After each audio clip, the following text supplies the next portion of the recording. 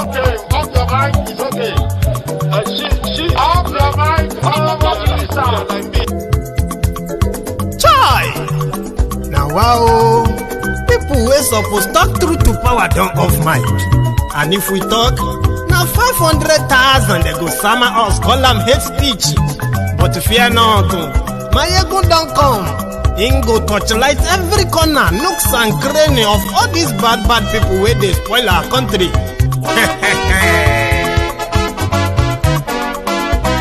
So my people make we loud, oh, yo, yo. Maiyegun don't come, oh, yo, yo. My people make we shout, oh, yo, yo. Maiyegun don't come, oh, yo, yo. Maiyegun don't come, man of the masses, oh, yo, yo. Maiyegun don't come, oh, yo, yo. Maiyegun diary politico, oh, yo, yo. Maiyegun don't come, oh, yo, yo. This one not the off in mind, oh, yo, yo. Maiyegun don't come, oh, yo, yo. Can in the touchlight every corner, oh, yo, yo. Maiyegun don't come, oh, yo, yo. Okay, some people be they holla say they want the power. Chai, them be promise us say we go get light and power. Nah. Them hustle sote they can't get the power. But now they know they do anything with the power. Sure. Every day, dollar just they get the higher power over naira. See them talk say make we off mind, but thank God say Maiyegun don't come. So my people make you loud, oh, yo, yo. Maiyegun don't come, oh, yo, yo. My people make we shout, oh, yo, yo. Maiyegun don't come, oh, yo, yo. Maiyegun don't come, man of the masses, oh, yo, yo. Maiyegun don't come, oh, yo, yo. Maiyegun diary politico, oh, yo, yo. Maiyegun don't come, oh, yo, yo. This one not they off in mind, oh, yo, yo. Maiyegun don't come, oh, yo, yo. Person where they do evil, no one make person talk. Them say that Maiyegun, that man too they talk. He too they talk. Say Maiyegun diary, he they hot like pepper. But every day then they take money in bulk. Poor man picking, they the street they hawk. Still them talk say make we no talk. But thank God say Maiyegun don't come. So my people make you loud, oh, yo, yo. Maiyegun don't come, oh, yo, yo. My people make you shout, oh, yo, yo. Maiyegun don't come, oh, yo, yo. Maiyegun don't come, man of the masses, oh, yo, yo. Maiyegun don't come, oh, yo, yo. Maiyegun diary politico, oh, yo, yo. Maiyegun don't come, oh, yo, yo. This man not the off in mind, oh, yo, yo.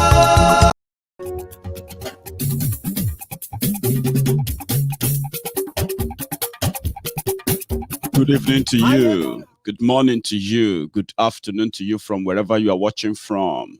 This is Maiyegun live, and you can share the broadcast as you are joining. Thank you. Maiyegun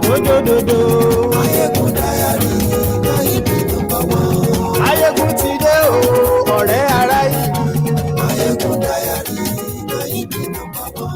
lórí Facebook, lórí YouTube. Maiyegun diary,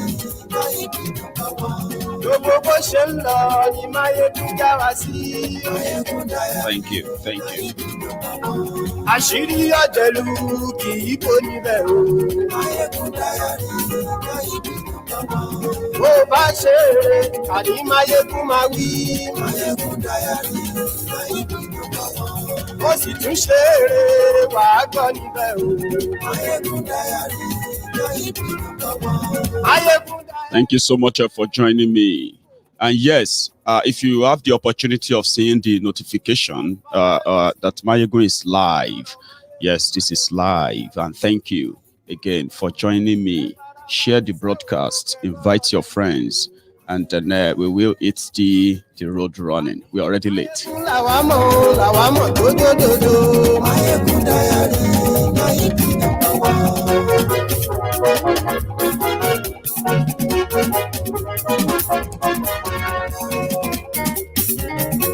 Àníyàn súnra kì í. Maiyegun ti dé. Thank you. Maiyegun ti dé. Ọ̀jẹ̀lú ẹ̀ súnra kì í. Maiyegun ti dé. Àníyàn súnra kì í. Maiyegun ti dé.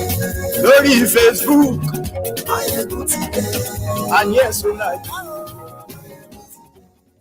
Thank you so much for joining me. For those who received the live notifications. And then for those who are still going to join us later, probably when you decide to watch the broadcast from the beginning, you will see this your own greetings. So thank you very much.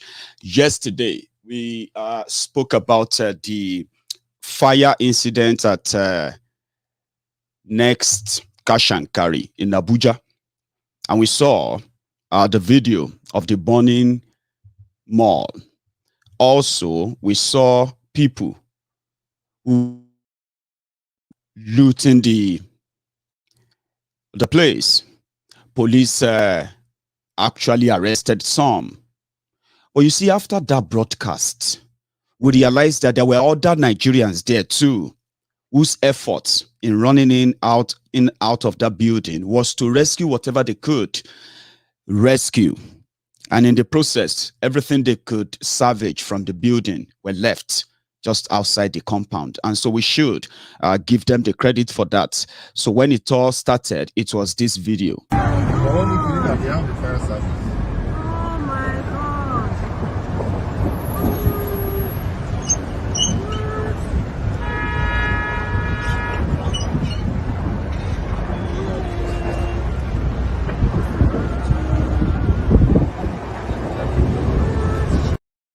Yeah. Then this.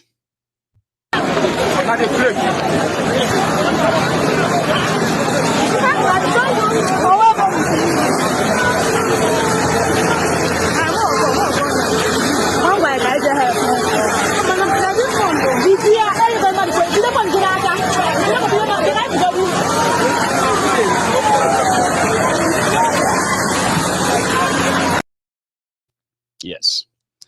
Then afterward, later in the evening, this video surfaced where most of what they, salvaged from the building were left in the compound. For the record. Oh, can you imagine? It wasn't even recording. Allah. So all the goods that you saw that were being looted, this is where they were being brought. Okay? They were trying to salvage as many goods as possible, because the fire had been on for a while. So all those things that you saw in trolleys that they were dropping, they were bringing them and dropping them here to save as many products as possible. This is just a shadow of what they could have saved in that place if they had found out this fire had started earlier. But these are the goods, okay? They were not being done. There was no actual looting going on. They were helping them to bring out as many things as possible to drop in this heat. Thank you. Thank you very much, our sister who made that video. So, for those who did this, their patriotic and humanly, response in this manner is highly commendable. And we say thank you to them. And we hope whenever there is a crisis like that, not just fire, if you have any breakout crisis in your community, protect the business centers in your community. Do what you can, to save them from arsonists, from looters, and what have you. So, because if any business in your community is looted or destroyed, they are not just only going to take away jobs, which is most essential, or let me say, they are not just going to, business is not just going to lose money, or insurance is not just going to have to cover that, but they won't cover your jobs. Possibly the service that you also enjoy in that community, you are likely going to do without them for a while. So if you have essential stores, outlets in your various community where you live, you know what I mean? Whenever crisis breaks out, join the team that will salvage whatever they can salvage, that can protect that place, because you won't just be protecting the business, you'll be protecting, jobs, you'll be protecting the service that most people actually lives on, rather than having to go miles to get them. So thank you very much. Also, a quick update. The man that got abducted, arrested, or let me say abducted stroke arrested by the Imo State Police Command, lawyer to the governor of the state, in their political, rivalry that many of you have now come to an update that indeed most of the insecurity going on in eastern Nigeria can be traced to these characters, these political characters from that part of Nigeria. Well, the update is that Uche Nwosu has been released. So whatever could have been the problem, that he was never invited, according to him, and then the police had to go and arrest him or abduct him in a Gestapo style during church service yesterday. So he got released, and he said they are trying to link him up or link him with the political crisis, insecurity in eastern Nigeria. I just want you to pay attention, okay?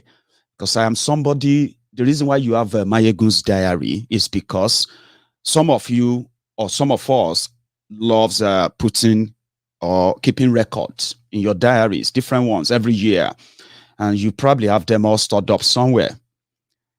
I don't have such a privilege, so I chose Maiyegun's diary political to keep record of political events, actors, decisions, because I believe so much in consequences, good or bad, for every action everyone takes, either as an individual, in your individual capacity, in a corporate capacity, or in this case, in a country, as in a capacity as somebody in charge of a country. So Maiyegun's diary keeps those records. Criminals always, when they plot their scheme, and they have drawn millions of people into their untimely death, some of them not physically. Most people are walking ghosts with what politicians have done to Nigerians, especially in the last decade, 10 years, majorly the 7 years of that from this corrupt, murderous government that never takes any responsibility. When they do the damage, they turn around to present themselves as a solution, most of the time as your messiahs, because they are part of the game. They understand the game according to them, even though this is a life and death of a thing, but to them, it's a game. So the reason why we keep the record is for you to identify and never get carried away by emotion or whatever else that Nigeria thrown at you, which most of the time are enabled by our general problem, which is the Stockholm syndrome. The Stockholm syndrome that makes you completely forget the trauma brought upon you by these rogues. So Amechi made a statement today, not today, I think it was yesterday. It became an headline all over Nigeria. And for those who are really used to these these fraudsters in charge of Nigeria, whatever Nigeria is facing right now is the consequences of their actions and inactions in the last 7 years. And for these 7 years, they have always been shifting the goalposts, passing the buck, passing the blame. They have never been responsible for anything. In their latest statement, Amechi said, the reason why you have insecurity in Nigeria is because of the failures of Goodluck, Jonathan. He also said the reason why Nigerians are poorer today in poverty is because Goodluck Jonathan's government stole everything they could steal. And in fact, what they left for Nigeria was, would not by any means sustain Nigeria for 3 weeks. But because Nigerians mostly suffer from what I call the Stockholm syndrome, or what everyone knows as a Stockholm syndrome. Some people live in in denial. Sometimes some of them live in selective amnesia. So that is, they know the truth, but they can avoid it because it's going to hurt somehow. But we still have to say it, because the mumbo jumbo of why Nigeria will never work, like Amechi said, Nigeria is not working. Nigeria can never work. Nothing they do. He said, even if they break Nigeria into 6, Nigeria will never work. He was right. Because nobody takes responsibility. No one is responsible. 7 years ago, which we can say was December 2014, the rogues who worked and help Goodluck Jonathan to the point of no return, and decided to bury him and bury whatever he thought he was doing in the name of one Nigeria. Then jumped ship, they jumped their ship, and then they now turn around to say they were the savior. And indeed, they got the job. Amechi was one of them. There's something about politicians telling you that they meet empty treasuries. Especially in the case of Nigeria, they've always met empty treasury. But records contradict that. Because if truly, because they met empty treasury and they met no money, is the reason why you, Nigerians, are having to face this hell on earth experience in the hands of APC, Egbekegbe. The level of injustice, the level of human rights abuses, the level of corruption, monumental corruption that has never been seen before in the history of that place, the indebtedness and capital, the level of insecurity, the irresponsibility, the collusion of the people in government with those who came to kill, destroy Nigerians, whether you are Yoruba, Igbo, Hausa, Fula, whatever you are. As long as you are in that country, you are prone to be destroyed. But yet, the decisions and the indecisions of this rogue has claimed hundreds of thousands of deaths, of lives. But they don't want to be responsible for that. So I said, if by 2014, Nigeria was presumably, or should I say, factually, because they pushed some data to back that up at the time, Nigeria was rebased, and they said Nigeria was the biggest economy in Africa with the net worth of, I don't know, maybe now net worth of over $500 billion. And indeed, you could tell that even though Nigerians saw corruption at the worst level, the aggrandizement of those in PDP with Goodluck Jonathan, including his own wife, stinkingly corrupt enough that you can possibly still walk about and claim and then try to say, well, my rights cannot be trampled upon. You can stand up and group anywhere, and more so, you are not so intimidated of death or imprisonment for speaking up against Goodluck Jonathan at the time. But despite all those corruption or whatever allegation, the primary reason why many actually thought maybe Nigeria could have a chance, for those who believed in the lies without looking at the surface, or for those who are looking at the surface, but they are not looking at under the table of those who make up those Messiah team, APC. But for the first time, people thought, well, maybe there could be this reigning rearrangement all over the political space of Nigeria. Goodluck Jonathan and many of them will have to go to jail. But what they didn't tell you is this. Obasanjo started an account, and they called the account excess crude account. And the purpose of the excess crude account was that if Nigeria says, or the Nigeria economists, I don't know who project that to, if they say the crude oil for next year, we're going to put our benchmark at $50 per barrel. On that base, so the amount of amount of barrels that will be sold a day, a week, a month, a year will be estimated by that estimate. That will now be the template. Mostly, the government of Nigeria will now build their next year budget, right? Among other things. Now, if that next year now come, and a barrel of crude oil is sold for $100 a barrel, that means Nigeria prepared for $50 and they want to live with that, but now they are making extra 50. So if Nigeria make $10 billion from crude oil sales, right, or projected to make 10 billion, In the process, they make double. That's 20 billion. Obasanjo now suggested that, you see that money, don't share it. Just let's put it somewhere else.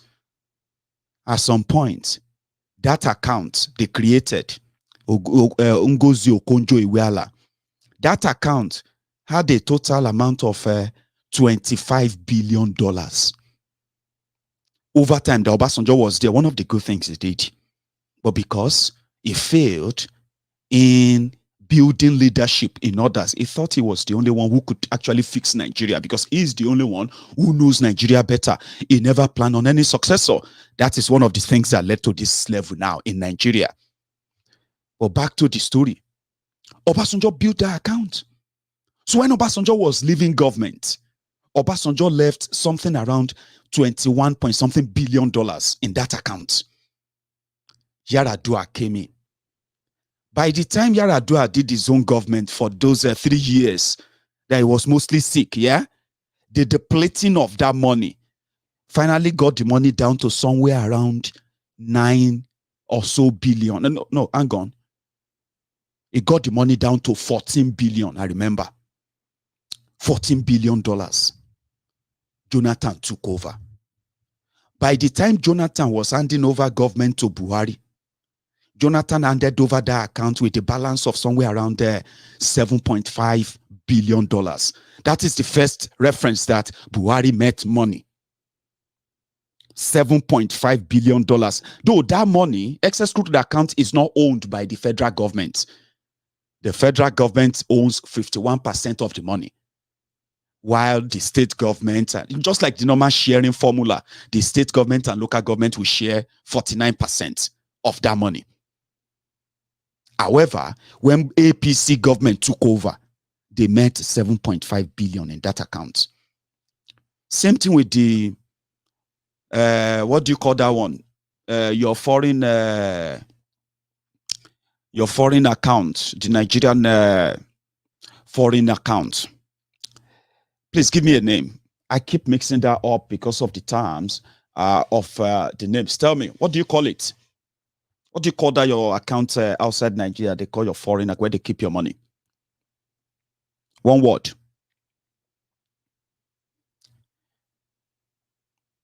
Thank you. 45 billion he left in that Nigeria's foreign account. I need the name. Foreign reserve. Yeah, that's the name. The term, right? They call it foreign reserve. It's like, you know, when you make surplus money, after your budget, everything is met, you put some away.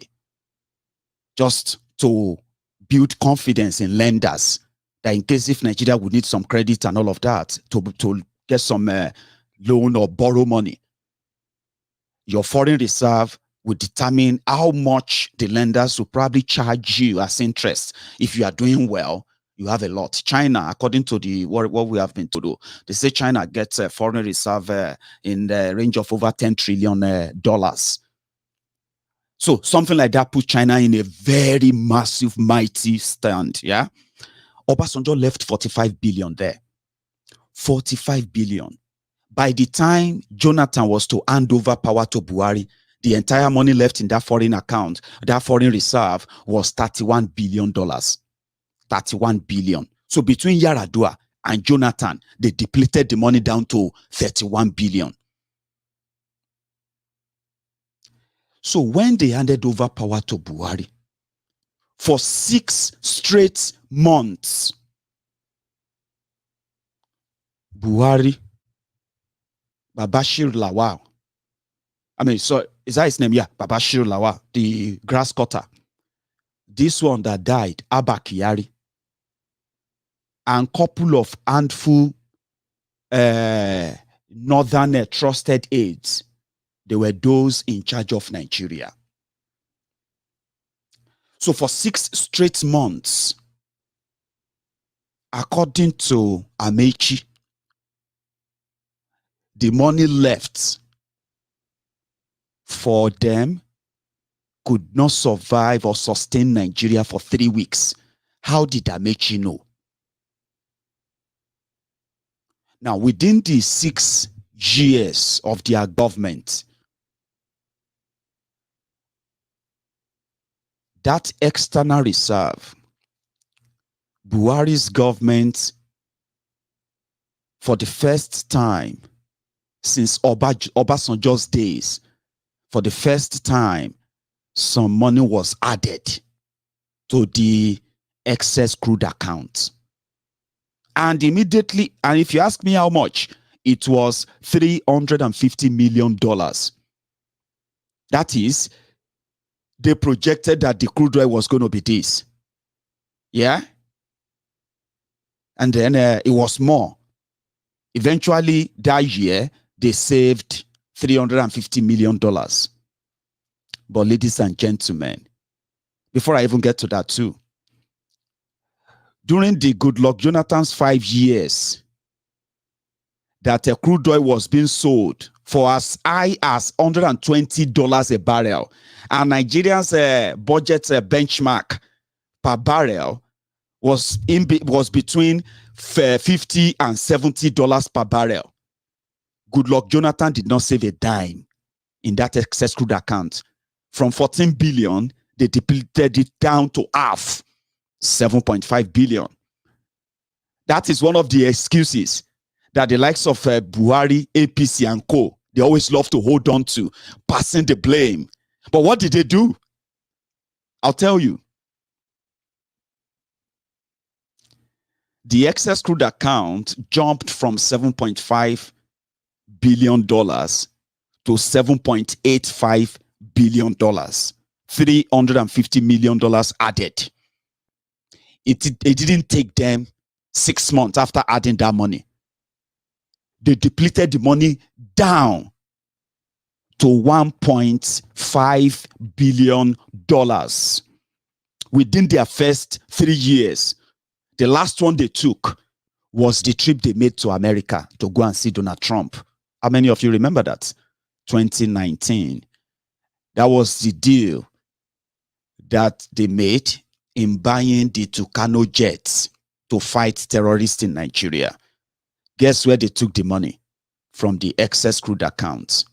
1 billion. By that time, the balance in that account is no longer more than probably $70 million as we speak. So, here is another pointer to tell you that these rogues and criminals who would never be men enough to stand up and be responsible for once. Because I'll tell you the consequences of all of that. The narrative that the likes of Amechi will try to change. Despite all of the corruption allegation and those ones in public, those ones not in public, open to Buhari. There was never a time that his government even invited Jonathan for questioning. Something you would expect. In the way these guys said they are coming to clean the system. How can you clean a system that you are part of the debt? But again, no. You see, there is also a story you need to know. Depleting the excess crude account from 14-point-something billion down to 7.5 billion, it wasn't the unilateral decision like Buhari has done so far. It was this same Amechi and Adams Oshiomhole, governors of Rivers State and Edo State, and governor of Lagos State, Fashola, that took Jonathan to court. That Jonathan must share that money in that account. So when they asked them why, they said they have received an intel that Jonathan has already started spending that money because they are finding it difficult to pay salary around that time. And true to it, yeah, Jonathan's government was already struggling to pay salary. One of those things these guys cashed on. And they said, since the money in excess crude account belonged to all Nigeria, not federal government, Jonathan must share it. My brothers and sisters, they went to court and they got a judgment. And Jonathan said, well, okay, fine. If I'm going to share the money, we cannot share everything. So within 4 years, they managed to make Jonathan share $7 billion to them, all of them. You know, Jonathan's government will take 51%. The remaining 49%, change it to naira, went to them. What's the result? So Jonathan was never questioned. To this day, now red cap. In fact, it is a photo op, a sort of a kind of show of one Nigeria to deceive the gullibles. Whenever Jonathan's going into the villa, you know, the joy, the happiness, the feeling that you see in them. That is not the feeling you see in people who care about people who die when they were sharing those money. So Amechi, the governor, ensured that before he finally crossed over to, and they started APC, they shared half of that money. And when Buhari came, none of the state governors asked question about the excess crude account. How did that money just disappear? None of them had they don't have the liver. They don't have this, well, because they are all thieves. Who would ask Buhari question and they won't pick him up the next day? They know it. So Amechi finally got appointed as minister. All of the criminals who chop and clean mouth in PDP, before you know it, they all started crossing over to APC. Those who refused to cross, they started picking them up as the poster men or poster boys and girls for fighting corruption. But guess what? Underneath, they were depleting, they were looting like tomorrow won't come, to the point that they got to a point of printing money to satisfy their insatiable lust for this colorful paper. Amechi and gang finally got appointed. Oshiomole became the party chairman of APC. You know the story. But 7 years down the line,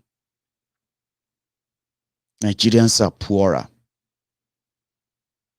because the intention is not to make you kind of better off in order to have the privilege or the strength of challenging them. That is going to be counterproductive for them. So I keep asking, with what they told us about the PDP Jonathan, when they came in and they said they were going to ensure that every penny they stole from you will be recovered. What they didn't tell you or tell many of you then was, when they recovered those they can recover, and write those they can write, and write off those they can write off, you would only hear about them, you would never see them. And that's exactly what happened. So let's begin to take let's begin to pinpoint their own action, which Amechi himself is not spared. Their actions that has led into the extreme poverty you have in Nigeria today, including the insecurity that you experience in Nigeria today. Something that the likes of Amechi would never take responsibility for. Let's start with Amechi himself. He became a minister of transportation. He is supposed to be a Nigerian, somebody from Niger Delta, who was once the speaker of the House of Assembly, Rivers State. He became the governor of Rivers State. Then he became the driver to El Rufaya, the Kaduna Little Fingers. Then afterward, he became a minister, a vuvuzela, an ass licker, a complete disaster, total disappointment. And people have a name for him. He is popularly known as, you know, the, what's that his place again? I just quickly forget that. Judas Iscariot is the popular one they gave to him. Somebody who sold his own birthright for whatever is worth, which we have now found out is worth just a a plate of porridge. Ubima, Judas Iscariot. That's the name they gave to him. Amechi became the Minister of Transportation. And you would expect somebody like him, who once managed as governor, manage almost all the ministries that you can find in the same federal government establishment. He became a Minister of Transportation. And his own first idea of revolutionizing the transportation industry or the transportation sector in Nigeria was first to, one, begin to take an unimaginable loans from China and then channel those loans into ridiculous projects like Kano to Maradi rail line, where Nigeria has no money. Listen, Nigeria has no money to build any rail line, not even within Nigeria, except for those ones that Goodluck Jonathan himself probably, signed, the loans that he signed and then got renegotiated by these crooks with China. Except for that, Amechi launched what he called National Rail, wherever. But you see that one that has to go from Kano to Maradi. Maradi is in Niger Republic, where Buhari's father came from. The Baba Onekpekpeye, for some of you who knows his father, And they were going to borrow $4.9 billion from China to build that rail line. And people now said, listen, you are from Eastern Nigeria. You're the former governor of that place. Everybody rules the terrible state of the road to that place. You are the minister constructing trains, rail line, China, this and that. Why not make that your model project? Something that will ensure that linking the East, the South, linking the, linking the South, let me say the West, to linking them with the East. Then the East to the Delta. Why not make that your main project? And it was like, I remember sharing the video with you. He came out here to rubbish that idea. He said, China won't borrow you money to go and build rail line within Nigeria. That's what I saw from that, what he said. He said, China will only borrow them. In fact, it's not even China, by the way. He said, the European, wherever, will not borrow them the money. They won't give them the money if it was meant for that. A minister of transportation in Nigeria. His other legacy was that Nigeria needs to have a university that is training people how to drive train, how to repair train, and the rest of that. Great idea. Where should that go to? Daura. So they decided to start a University of Transportation in Daura. These are what he personally felt will change the lives of Nigerians within Nigeria as a minister for the past 6 years. But, it's so convenient now that more Nigerians are poorer. And we can, being poorer in Nigeria is relative now because we can tell why. Nigeria is a place where locally, farming, trading, and all these things are the little ingredients that makes the bigger part of the economy base of Nigeria. Farmers who do small farming, those who do big farmings, those who specialize in the particular crop and the rest of them. Since the start of all this terrorism, this particular sector has been so badly affected that you can now tell the standard of living, even the cost of living of the people, in the last 6 years alone. You can tell. Now, that those who produces little by little food from those local communities are no longer there. Many of them are dead. Many of them are now living in refugee camps that they called IDP camp. But what is the government doing to curb that? The first decision was to unleash what I call the economic jihad. That was the first thing that Buhari's government did. Shut down the border. Not because they had any plan that they want to secure the border. No, they shut down the border. The terrorists they are holding the people up north. Communities are being ravaged, ransacked. Farms are being destroyed. People are being displaced, killed. Right? So in the down south, as much as communities are also being ransacked and attacked by these same ravaging terrorists, the border that serves as a trading spot for so many people from southern Nigeria got shut down. Why the northern border remained opened, porous as usual. Now, leaving the northern border porous and opened gave us nothing. It didn't bring any economy advantage. It brought in terrorism, death, and all what we are talking about today. Down south, militarization of the south, in the effort of trying to prevent any uprising against this draconian existence, makes the same terror people are experiencing in northern part of Nigeria not so much different from the terrorism people are facing in southern Nigeria. But people kind of feel like, since we are not picking the bodies en masse on the street, we're not picking the, you know what I mean? It's not probably as bad as it is in northern Nigeria, but it's the same trauma. That's an economy jihad that the Buhari's government unleashed. And that has been in place now for the past 2 years. To the point that their military, their custom, they go into people's homes, shoot and kill people because they have a bag of rice that they considered imported. Now, when you now go out there, as much as the government of Buhari continue to devalue the naira, because that's what they do. Every time they take loan, every time they get any loan from anywhere, what they tell them to do is to go and devalue the naira. Because they can be trading with you when you have nothing to give back other than just to take. And for 6 years, ladies and gentlemen, they skyrocketed Nigeria's foreign debt, right? From from $13.5 billion.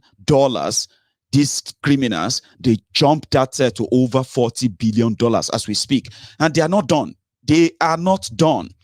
As we speak, they just got an approval to take another 21-point-something billion loan in this 2022 that you are going to go into. All these decisions, the valuation of the naira, where even if you put the money in your pocket, it's lost it's lost all its value. 1 million naira in your pocket 6 years ago, 7 years ago, let's use 6 years ago, 2015. 1 million naira in 2015 will probably give you something like $4,000. But today, 1 million naira in your pocket will probably just give you how much? $2,000 maybe.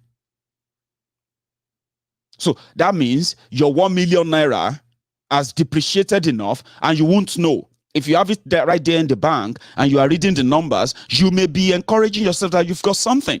Take it out and go out there and check the value of that 1 million naira. And that is where you will meet your shock. It's going to get worse as you move into 2022. Who should be responsible for that? There are effects. There are effects of all these decisions, economically and what have you. And you don't need any specialist to make you understand them. You see, when they choose to pardon terrorists, rather than set examples, unleash hell on them as they have unleashed hell on Nigerians. Because as you see them kidnapping traders, kidnapping school children, kidnapping this and that, at a point they killed over 110 farmers in a single day in Borno, rice growing farmers. They slaughtered them, right? You see, every time this happened, that is your economic fabric being attacked. Right? Instead of unleashing hell on them, the government opened the negotiation door for them. What is the negotiation door? They call it Operation Safe Corridor. Safe Corridor means if you are arrested or you surrender and you say you have repented, you will be let go. You will be rehabilitated. There was no certain examples. The victims continue to be victims, and the attacks continue to escalate. Now, that effort shows to you, right, that the ripple effect of that is the hardship you are currently witnessing. That cannot be blamed on the people who are no longer there to make those decisions. There was never a time in the record of PDP. There was never a time in the record of Goodluck Jonathan, the weakest, the one they said was weak. Yeah, there was never a time in his government that he pardoned terrorists. Let that be on record. There was never a time. And if these guys were supposed to be doing the right thing, by the way, in your interest, yeah, those they consider to have committed any crime against Nigeria should never have received any kind of negotiation deal whatsoever, especially those who committed economic crime. Economic crime brought Nigeria to our knees. But because what they are coming to do is worse than what they were condemning. Look at it today. So the hardship is deliberate. The actors who made this happen, they are indeed, they have names. And Amechi is one of them. Where is Fashola? He became a minister of power. How far with the power in Nigeria today? How far with your electricity? He bragged about building best road in Lagos, and the survey shows that 80% of roads in Lagos State are never motorable. They will never be motorable, especially because the criminals in charge in the last 22 years, they are still the ones in charge. What's the reflection of their supposed change? But it's so convenient. Oh, the thieves. If you catch thieves, you prosecute thieves. You don't protect them. In Nigeria, those they told you are thieves, and those they continue to deviate us, they are still what? They are still their friends. Who is then the fool? Those of you who believe them. And that's exactly what I want you to take on today. If Nigeria was to be a working country, I can give you the list. All these guys are not supposed to be working men. They were supposed to be in jail. That's exactly what it should be. And I know what I'm saying. Thieves may be probing thieves. From what they find out, we get to see the facts. This same Amechi, God knows whatever it is doing this for, right? This same Amechi was indicted by Wike in Rivers State. He was indicted of corruption. There's a white paper on him. But Buhari's government that is fighting corruption, you know what I'm talking about? We never touch him. It's a mockery. It's a complete mockery of the whole thing. So when they choose to do or not to do something, there are going to be effects. Imagine this for a minute. If they really love Nigeria, genuinely now, and they decided that Amechi and others, and they decided, okay, you know what? We want to end poverty by giving people real job, economic power. For example, me, Amechi, I want to build 1,000-kilometer rail line that will cut across back and forth to the heartland of Ijoland, right there in the heartland of Otuoke. Go and let the train turn back from there and begin to come back south and link up with another train or line that goes up north. As a legacy, 8 solid years as a minister of transportation, right? Imagine that for a minute, that you wake up and you realize that Lagos, Shagamu, Benin-Ore expressway going to the eastern Nigeria is not the only option you have anymore. You can actually jump on a fast train, a fast passenger train, including some fast freight that carries heavy bulky loads, trucks, things that should completely not be on the road to keep the lifespan of your road better or longer. Somebody can have that initiative. I don't think it takes a rocket science to do the same idea to build almost 1,000 over 100 kilometers of rail line from Kano or from Maradi to Kano that gives no economic advantage to any Nigerian, other than it will probably, since the border is porous, they don't need to use Rakumi, they don't need to use Kete or what have you to cross anymore. They will just jump on your train. If they are tired of the train, they will blow it up. And your $4.9 billion, boom, and the rest of you will have to pay. Remember, when they take loan, they devalue your naira. When they devalue your naira, they devalue your own, they devalue your humanity. That's what happens. Imagine working same job you are doing in Nigeria, right? You are a teacher, a reputable, very good teacher. and you get paid 45,000 naira a month because you are a senior teacher. That same teaching job, right, is what somebody here will get paid maybe 2,000 pounds. Now, 2,000 pounds is money. 45,000 naira is money. They all have their value, even though you have the same job. Now, whenever your government goes out there to borrow money, what they tell them is that your 1 naira cannot be equal to $1 if we are borrowing you money. So it simply means if you want $1 from us, we need 550 naira from you. They can decide what it will be. Now, you are getting paid 45,000 naira. Your colleague in the UK is getting paid 2,000 pounds. You spend naira, we spend pounds. Your 45,000 naira is what you have to pay your rent from. So let's say you are a teacher and you are living in a flat. How much do you think your rent will be if you break it down to month by month? Let's say you are paying 150,000 naira a year. Some said that's a cheap one, Maiyegun. But let's start with that. Something practicable now. 45,000 naira. Or let's even say you are collecting 100,000 naira as a teacher. Maiyegun teachers know they collect 100,000 a year. Let's say 100,000 naira, a teacher. And you're living in a small flat with your family. How much do you think you will break 150,000 naira to spread over a year, 12 months? You'll probably be looking at something around, let's see, 20, how much? 25,000 naira. So you take that out of your 100,000 naira. Let's say you have 2 kids and they are in school. So by the time you begin to check what your 100,000 naira will do for you in Nigeria, which continue to dwindle every day, people will tell you they still get paid 100,000 that they were being paid 3-4 years ago. Some will tell you, I have actually gotten a promotion. My salary is now 200,000 naira. Yeah?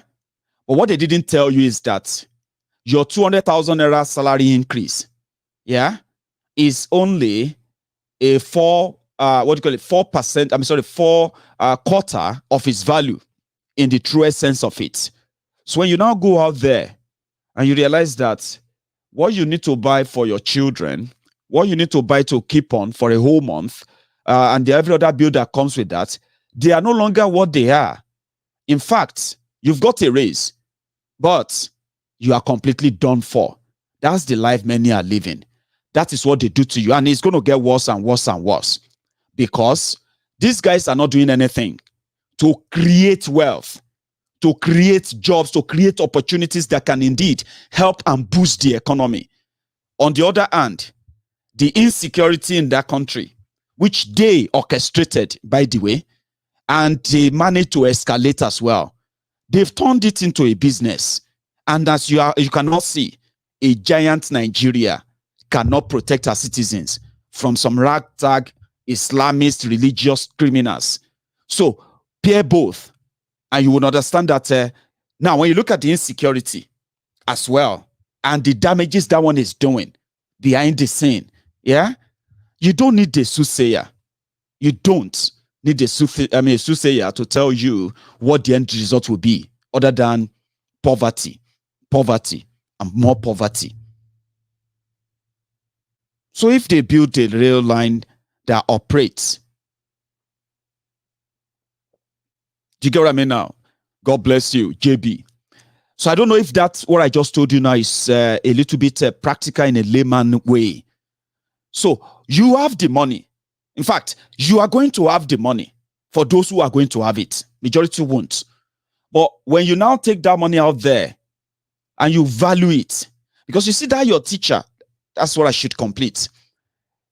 Your colleague who is a teacher collecting 2,000 pounds a month after paying tax and doing all of that, maybe take home 1,600 pounds. Now, apart from the fact that that teacher is guaranteed of a pension or his pension at the end of the day. You see that 1,600 pounds, that teacher can have a normal family of 5, 3 kids, his wife, who probably works elsewhere as well, bringing in an income of maybe another 1,500 or even 2,000 pounds. Now, in that household, yeah, when they pay rent, there's possibility that their rent, because of the size of the family, their rent may be between 800 and 1,500 pounds. Now, that sounds alarming. Wow, what else is going to be for them? There are other things in cover for them that will also make sure that, number one, if the two of them are working, that's why that can be, or if they have this eye taste for this porch, you know. But if it was to me, head of in this Scotland, you can possibly get a very comfortable 5-bedroom house for £1,000, and it will still be like porch, solid. Now, if you have an household income of 3,000 pounds, 2 family working, in this regard, they will live a comfortable life. They won't have to worry about, number one, the school fees for their children. They won't have to worry from their salary that what if one of them falls sick and they have to use all their savings to try to save them because there's no health care. They won't have to worry about that. They won't have to worry about so many things that their money would have ordinarily just gone into. Somehow, they may possibly start saving. In fact, they may even have their own mortgage. Mostly, they will have their own mortgage, which makes mortgage actually makes what they pay out every month, in fact, very low. I don't know how I missed that. Maybe because I've not experienced a mortgage yet. A teacher in the UK may have his own mortgage. In that regard, they may not even be paying out more than 500 pounds, 400 pounds a month. From that little money, they will be able to live a standard life that some of you will see that a teacher can afford to take his or her family on holiday, to make them feel like they exist. And there's always a safety net. If anything goes wrong, yeah, there's always a safety net, something that can hold you together, that an Armageddon will not happen to you overnight. In that regard, it somehow kind of cuts down anything about corruption, where people need to fill in the gap. As the economy goes bad and worse, people's take home can no longer take them home. So you know why this arrived? I mean, with how you got here is because those who promised to end the hemorrhaging, they actually turned it into a business, and people are now dying in their droves. An election is almost coming, and they're about to turn saint again. So they're about to tell you, Jonathan this, Jonathan that, or they're already telling you.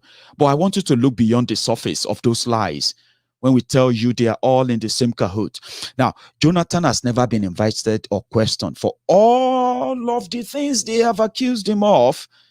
That makes me wonder that if you indeed love Nigeria enough, just like during the Dasuki's time, right? They said Dasuki collected $2 billion. Yeah. I mean, sorry, Dasuki stole or plundered over $2 billion.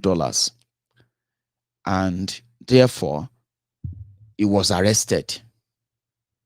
And all the people that collected money from Dasuki, who is not loyal to APC, they were all arrested at the same time, making it look like if you fa guru, guru go fa igbo. Sorry if you don't understand that. Yorubas has a saying that if taba fa guru, guru ma fa igbo. You see that's kind of a snaky plant. They always grow long in the forest. They are always kind of, you know what I mean? Some of you know as I do my hand there. This one. That if you now cut from the root and you decide to pull the long ropey plant, yeah, because it's ropey, snaky, it's probably going to be, you know, for the rest of the forest, yeah. So when you pull it, it's going to pull the entire forest. So we thought when they picked up Dasuki, security advisor to Jonathan, when they picked up Olisametu, the PDP PRO, or what do you call it, publicity secretary, when they picked up Femi Foni Kayode, the contractor, Elenu Jawaya, that collected over 500 million as well. When they picked up Chief Olufalaye, our supposed Yoruba first president that Yorubas indeed voted for when we wanted to return to democracy in 1999. But Obasanjo became the president because the North said he was going to be the president. So our vote didn't count. Baba Olufalaye also collected from the Roja. They picked him up. They picked up Musili Obanekoro. They picked up Ayo Fayose. They picked up a lot of people who collected money from Dasuki, but they did not pick up Goodluck Jonathan. The man that authorized the payment. Why? It's been 6 years. Dasuki did prison. In wife, they get belle, they give birth. By the time Dasuki was finally released by Buhari before 2019, the naming ceremony they did 2 weeks after that. And that was how the whole arrangement went. The whole noise went because the money they said Dasuki was sharing is the same security money that was supposed to be managed by Moguno, the current security advisor to Buhari, and it's part of their own internal wahala. The Moguno is not trusted with the security money. Imagine a president having up to $2 billion for security vote in Nigeria. The more Nigeria is insecure, the more the terrorism, the more the insecurity, the more money that goes into security vote for the president, and you will never know how much.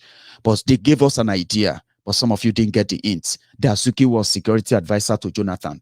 The money that Dasuki was sharing to the political parties, to all the political parties, including PDP, during the 2015 election, the money was the security vote money that they said president and public officials, governors, they don't account for them. It is a sharing money, free money. $2 billion, over $2 billion was what was with Dasuki. And guess what? Among those who collected money from Dasuki, yeah, is also the same Bokuwari, the lifeless breeding mannequin. You know the story now. When when Buhari became the presidential candidate of APC in December 2014, and I think it was around January of 2015, and his convoy got attacked. I think, where was that again? I can't remember specifically. I think it was in Kaduna. He was driving in convoy, and then Boko Haram attacked his convoy. Boom, boom, boom. They bombed, they did everything. Then he came out. He came out of that attack, and they showed him in a video, and he was walking. He saw the cars in his convoy blown up, this one blown up, and then the terrorists have run away. Buhari came down from his car, and he walked. As he was walking, then some people sighted him, and they said, Sai Megida, Sai Megida, Sai Megida, Sai Megida. They saw it was Buhari. It turned to a campaign. A lot of people ran out. That attack got Buhari $300,000 US from Dasuki and 2 bulletproof SUV vehicle. 2 SUV, that is all these bulletproof jeeps. Because that attack, according to Jonathan, they will say it was Jonathan who wanted to kill him. Dasuki must provide security for him. $300,000 cash. 2 bulletproof jeep. Buhari did not deny receiving the jeep. He said, as a former president, he deserved protection. Well, but in Nigeria, as a former terrorist, they all got the protection anyway. What about the $300,000? No, he didn't collect any dime from Dasuki. But they said, okay, now go and probe Dasuki, because Dasuki said he only has 1 star witness. That if Buhari indeed want to fight corruption or fight him because of that, he only has 1 star witness. Who is that star witness? Goodluck Jonathan. Since they couldn't do anything about that, God knows the arrangement, the America, UK, and China, and the rest of them. God knows the arrangement they had with Buhari and Jonathan, that it will never be touched. All his, all his wife's assets, they will be left untouched, right? Since that is a stall, a stall, Dasuki has to go. So had to go. They released Dasuki. As we speak, Dasuki is with his wife. The 2 billion story and the rest of that, gone. And for those who got rewarded for it too, including Buratai the butcher, where did that leave you? It left you in the hands of terrorists who now dictate when they should have their peace, or peace meeting or not peace meeting. Are you with me? So you see, all of this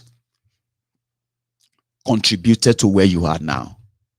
And the fact that the utterances like this from people who don't want to take responsibility for anything, utterances from them like this even make things even worse.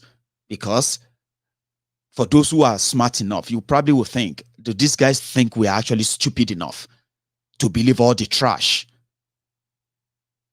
Of course, they know we are not stupid enough. And that is why they call people like us trouble. These people are trouble. They are trouble. They are problem. Why is it every time you must criticize? We say them openly so that people who read them as just news, who have no idea the consequences of all those things and the irresponsibility of those who make those statements. Those statements are statements that have cost lives, destroyed dreams. People have died in the Sahara Desert. They are looking for opportunities, the same opportunities that these lives continue to deny them. So there are consequences for all these actions. Obviously, there will always be consequences for all these actions. Now, if you don't think about consequences of actions and you are among those who believe that let's move on, don't be a revisionist. Well, listen, you will continue to make the same mistake again and again, and these clowns will continue to be your entertainers. They will continue to be those who have ideas, the same idea that brought you nothing but poverty and death. So when you see teams who says, bring them down, end this, enough is enough, yeah? And as we popularly say, they are those who brought us here. They can never be part of those who will take us out of here. So you need people to understand that doing the same thing again and again is nothing but the symptom of insanity.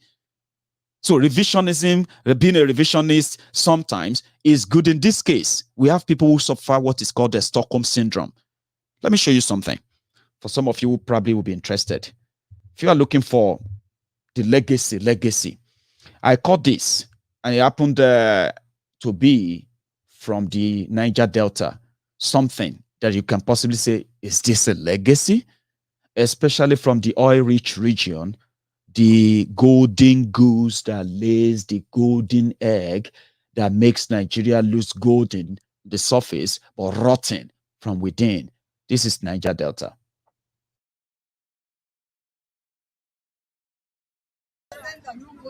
I think I'm good at miss.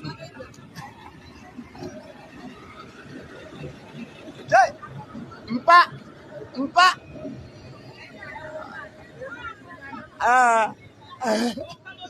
Dale kwenda kutra bwana banyo. Che. Obandoma. Che, le kwa ke ofi api o.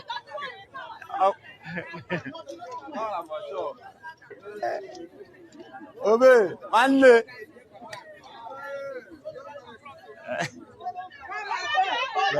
Le kwenda pepper. Uza le kwenda mande hanga chanelu.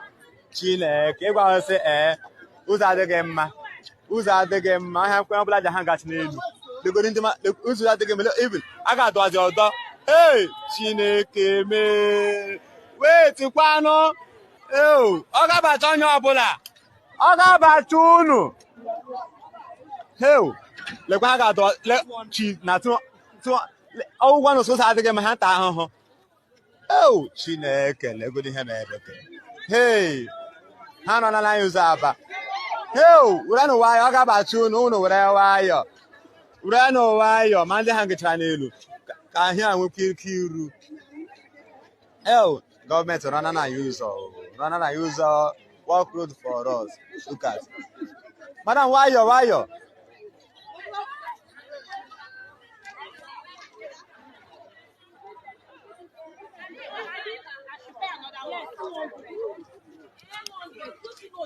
You stand there, the train dey go. Na lekponu tana akpana mo. Anya ebe na no bi shimmiri.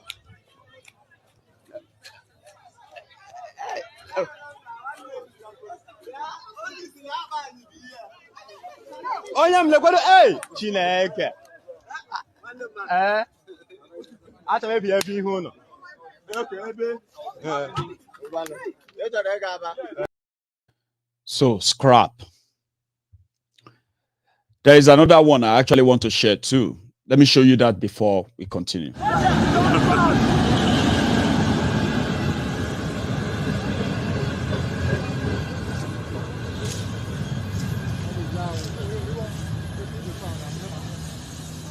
Yes, this is Romy train station. The train has just arrived. This one is heading to Warri now. People are about to alight, and some of the passengers that are going to Warri are entering now. They want to go to Warri. Let's go. Oh, Papa, how about this? Oh, yeah, let's go.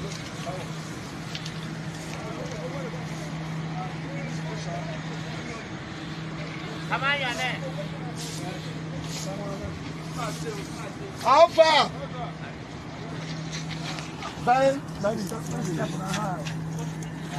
I am all right. Sorry, mate time.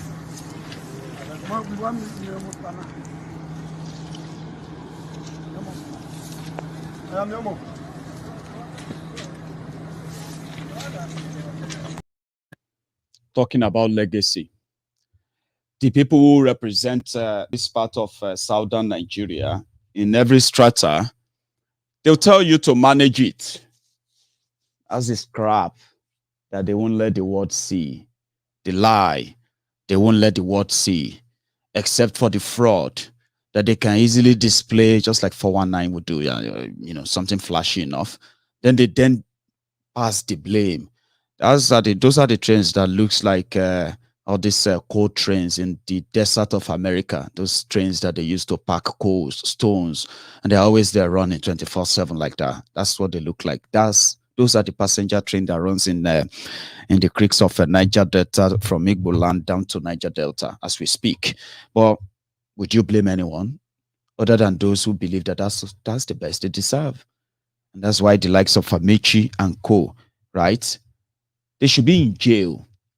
Trust me, they should be in jail, including Buhari. And I can give you all of their sins and what they are and why they should be in jail. Amechi himself said it. He said Nigerians don't, if Nigerians decide to stone them, all of them will have to run away. But Nigerians, once they see police, they will run. But the day Nigerians decide that enough is enough, that day, all of them will run. And she would ask, are you going to run? I said, you too, you will run. Everybody will run. But Nigerians, once they hear gun, they will run away. But he knows personally that there's going to be a time. And that time is so close. Let me tell you something. Characters like this. There are many. I have given you so many names in this broadcast this evening. I'm sorry if you are just joining us, right? You can watch it all over again. And you'll probably get along easily. Yeah?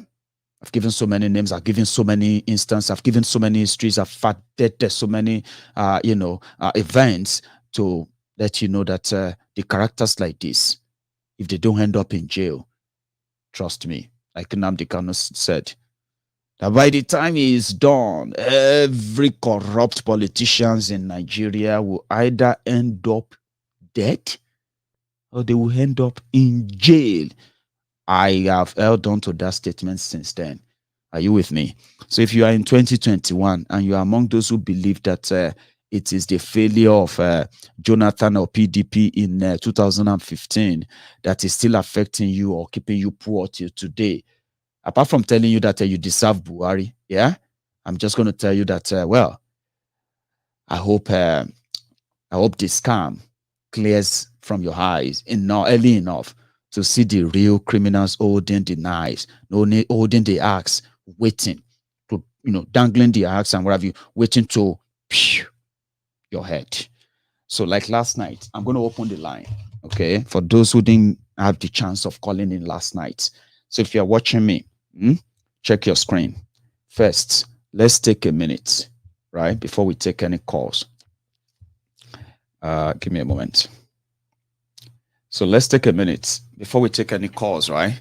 If you're watching me on YouTube, let's take a moment to click like on that video. Just like the video. I mean, if you have spent so much time with me tonight, right? You can spend a minute to ensure that you register that. So we have about almost 1,000 of us on YouTube. So if 200 people are those who quite thumbed up, then what happened to the remaining 800 people? You can make that count.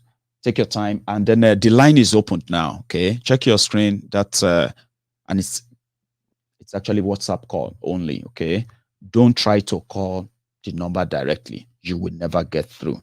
So I think I have my first caller. Hello. Hello there. Hello.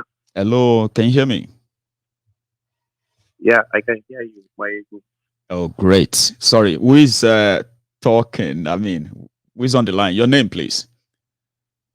Yeah, my name is Michael. Am I live? You are live, yes. Oh, Did you say Michael? I just want to say, yeah. How are you, Michael? I'm fine. Great. So you are live, please. Make it brief, and we are all listening. I just want to say, you're doing a great job, bro. Thanks, man. Keep it up. I don't know where you draw your strength. Just keep it up, bro. I will. Thank you so much, Michael. Thank you. A good one, which is a thank you call. It's somehow a good way to start too. So thanks to everyone too. Hello. Hello, Maiyegun General. Yes, sir. How are you, sir? It's Gabriel. I am very well, sir. I'm very well. Your name? Gabriel Agbontain, calling from London. Gabriel, how are you doing tonight? Yeah. We're good. And you? I'm very well. Thanks for asking, man. Thank you. So you're live, indeed. Mm-hmm. Yes, sir. Thank you. First of all, I want to just appreciate the work you're doing because I think this is the only way forward. You know, I remember the broadcast we did yesterday. You know, the caption was the make-up poor and, you know, they were something like that. To fight. Yeah. 2 weeks. Yeah. It's a good caption. But to be honest with you, we are the people that make ourselves. We put ourselves in that position. You know, one thing I've observed is that as Nigerians, there is a tendency of everybody wants to oppress in so little way. So it's like you always said, it's turn by turn system. Nigeria limited. You know, some people who are not coming out, they are waiting to get to their turn. That's right. You know, our loyalty is not with truth and justice. Our loyalty is with what we can get from the system. That's why we are where we are, and all of us, myself included, we all have the place until we change our mindset. Like what you're doing now, try to go, you know, it's like a gospel. We just have to continue, you know. So the same thing we're doing in the revolution now, and take it back to sensitize people. So let them know. Some said, Gabi. Some said that the first revolution we need is the revolution of the mind. Before we have any physical revolution, people's minds must be liberated first. People must know why they want to fight for something.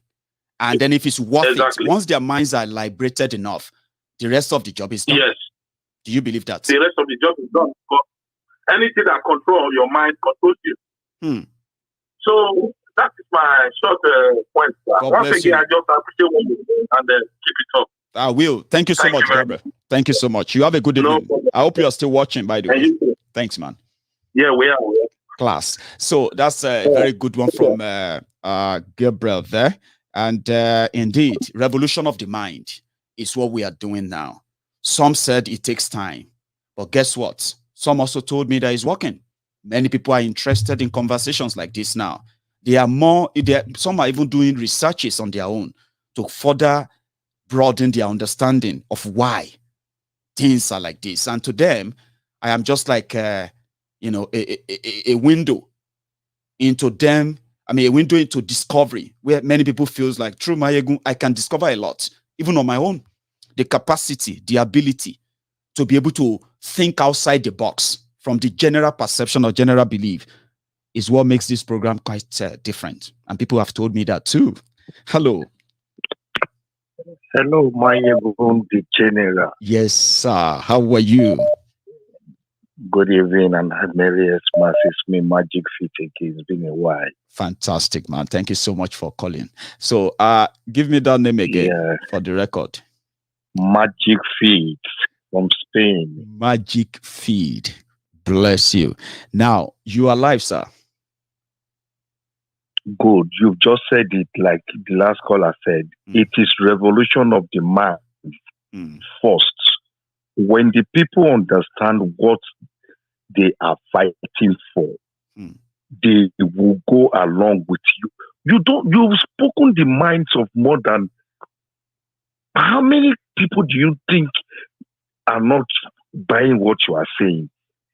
Everybody understood what you are saying, but they are finding it difficult to queue, to know what actually they want to fight for. Maiyegun, you've done a lot. God will bless you. Amen. God will bless you. Amen. It is the revolution of the mind first before the main revolution. I believe God bless you. Thank you, sir.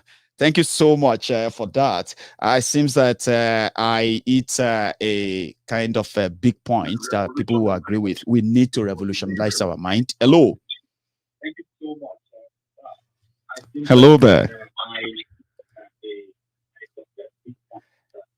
You are live. If you can listen to your phone, please. Hello? Hi. Yeah.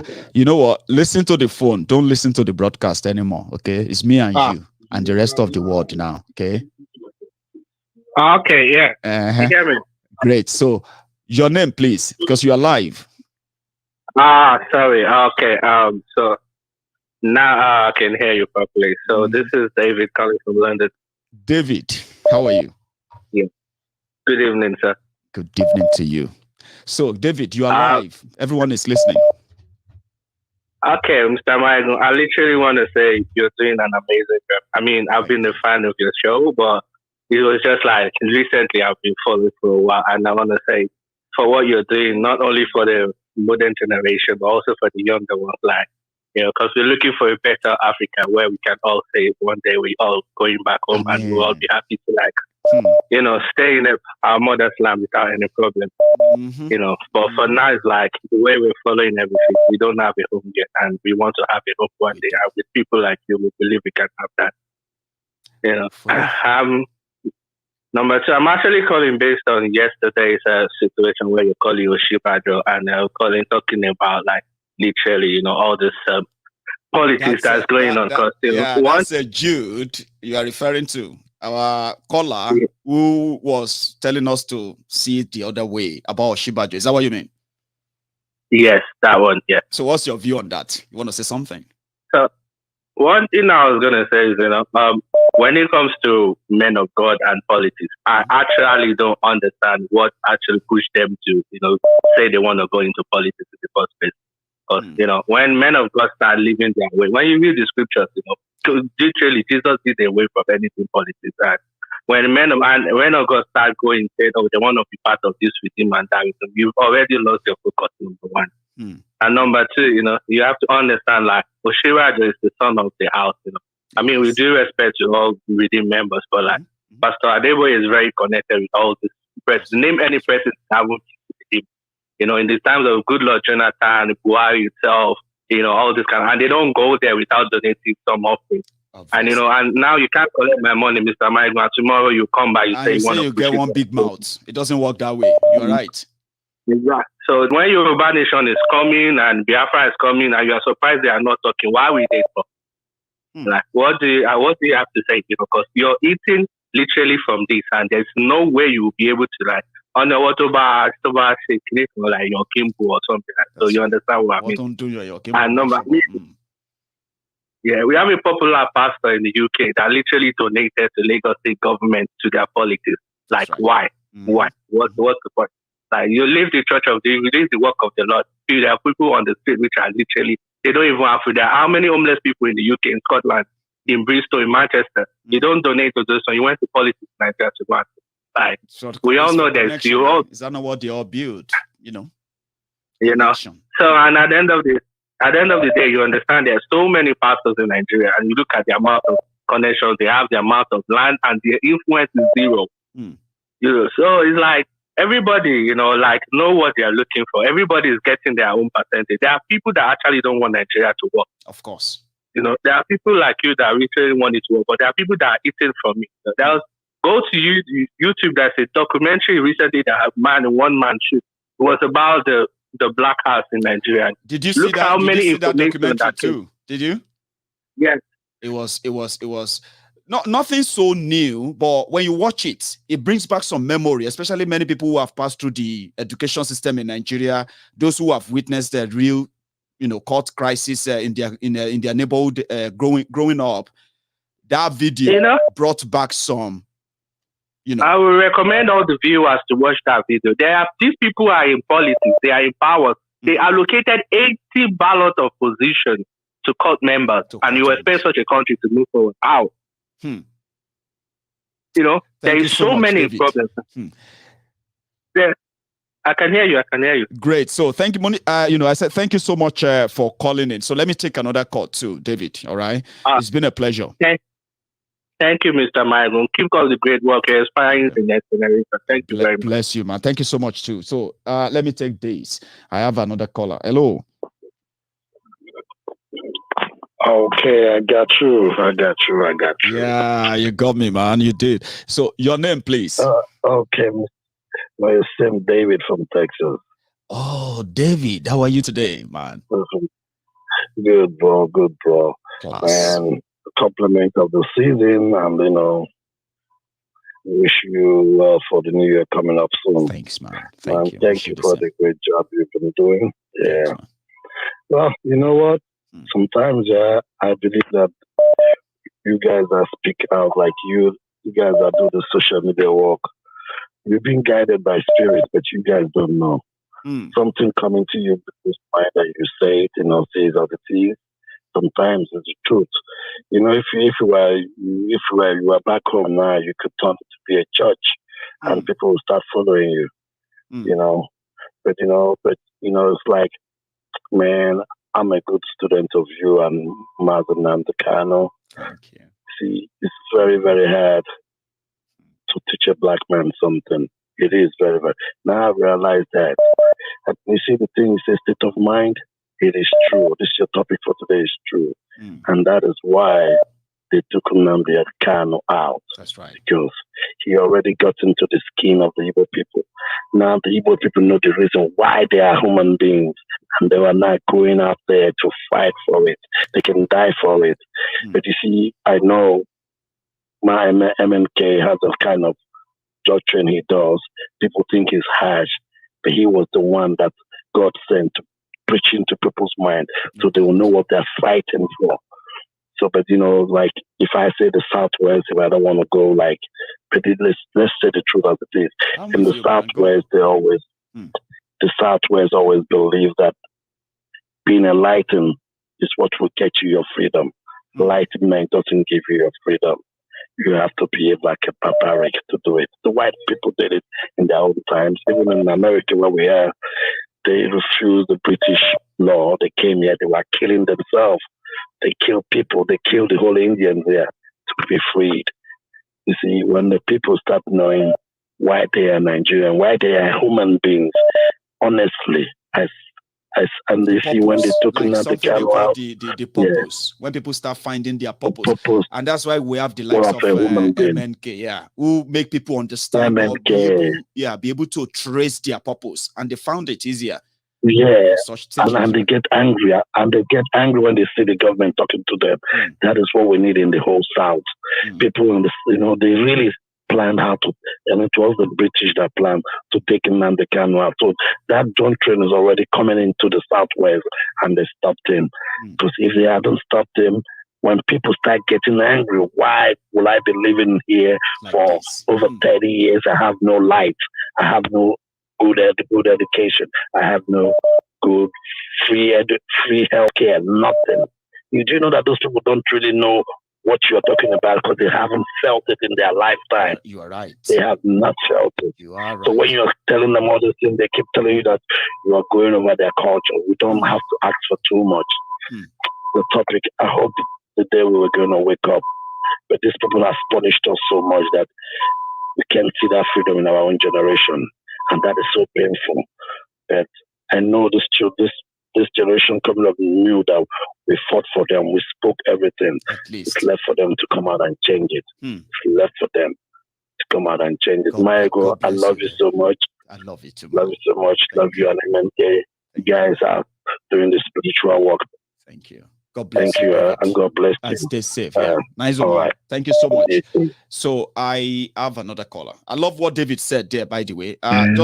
My caller, please, sir. A moment, please. Just a second. I love what David said there, that it is painful that when you reason it very well, when you look at things critically and you realize that that change, that difference we want to see, our generation may not see it. It's sad. But on the other hand, somehow the next generation after us will probably see that we did our best too. But again, we will not give up until we until we stop breathing. So, hello there. Oh, hello, General Maiyegun. How are you today?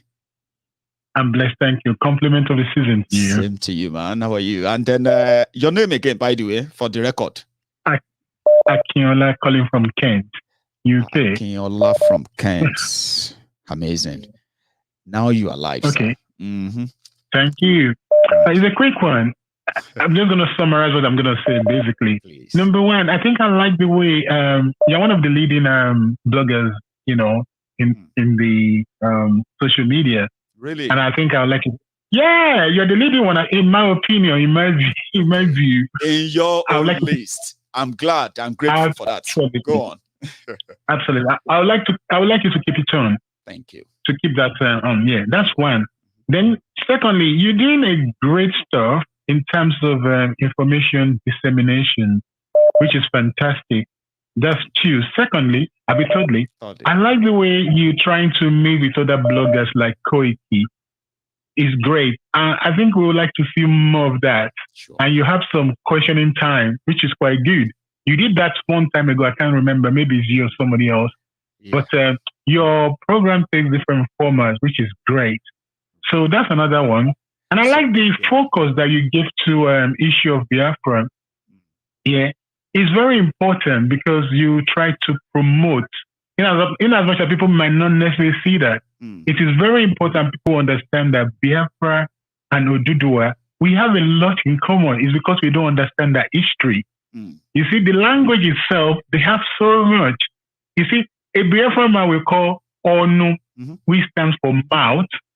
And in Yoruba language is Enu, which is mouth. And I tell you, there's a lot of different names do you know in Biafra land. Akiola, you know something? Yes. I'm part of what I'm planning to work on is the all this kind of a comparison, all these things that shows our similarity all across board, not just about the language.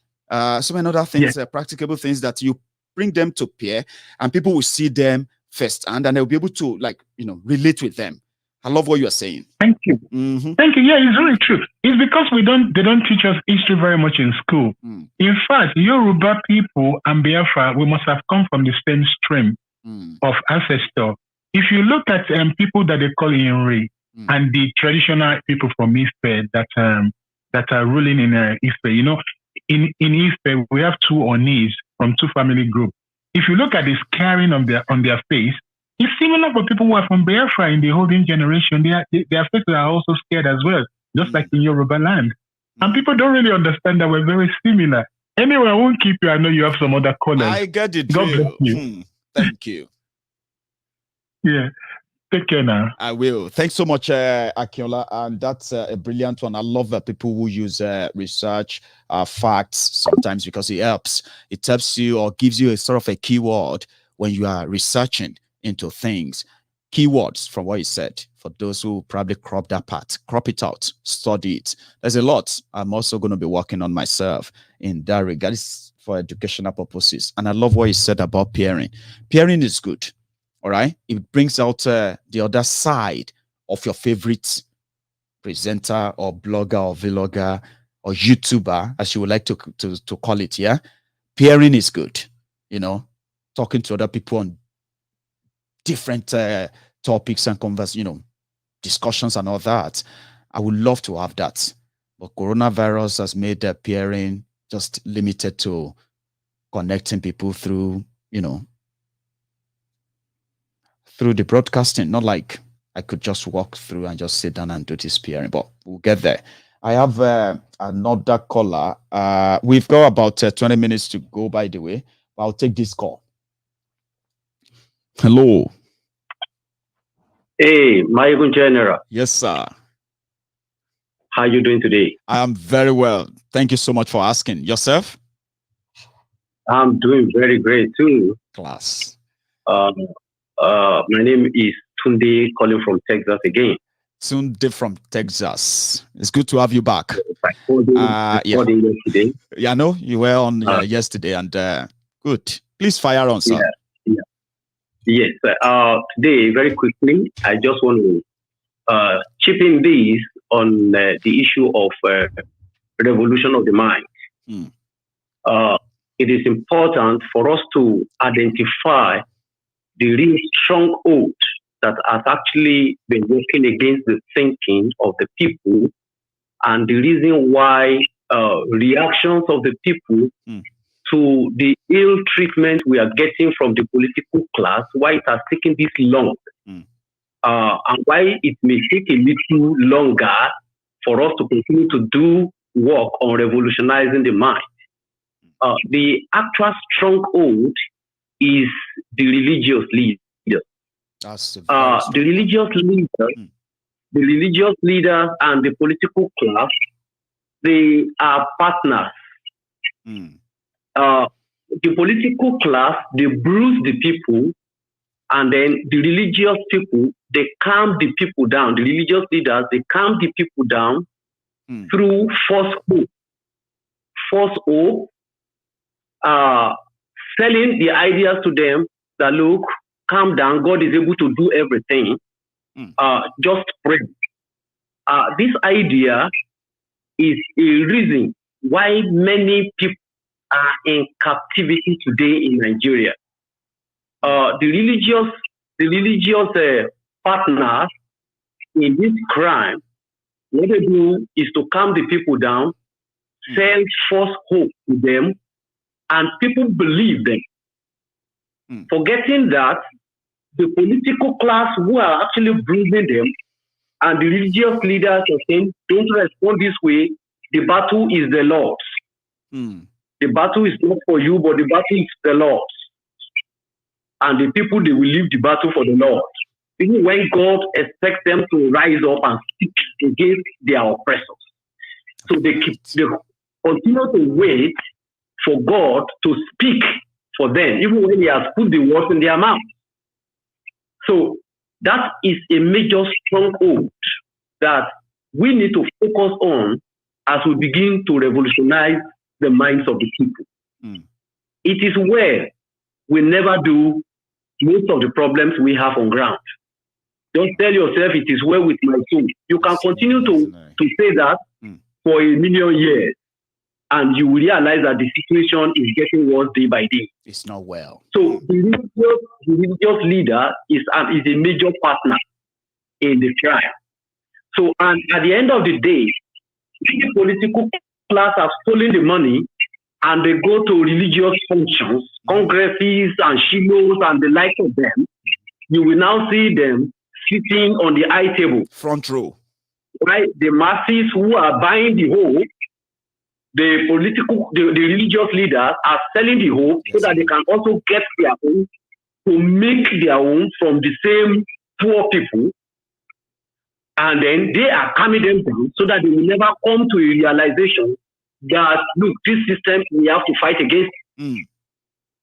So as we are revolutionizing the minds of the people, we need to emphasize on what prayer will not do.